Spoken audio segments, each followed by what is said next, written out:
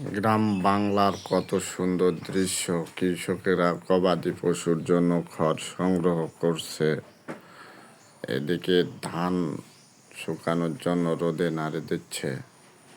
দেখেন কত সুন্দর আল্লাহর সৃষ্টি আকাশ, দেখতে কতই না সুন্দর। আলহামদুলিল্লাহ, মন ভরে যায়। দেখেন মাঠ, কত সুন্দর মাঠ।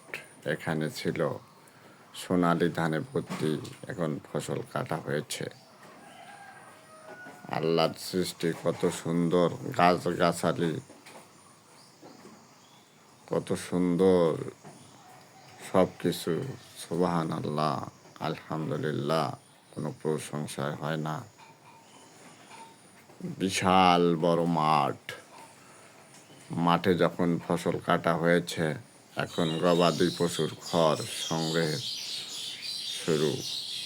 ধন্যবাদ সবাইকে।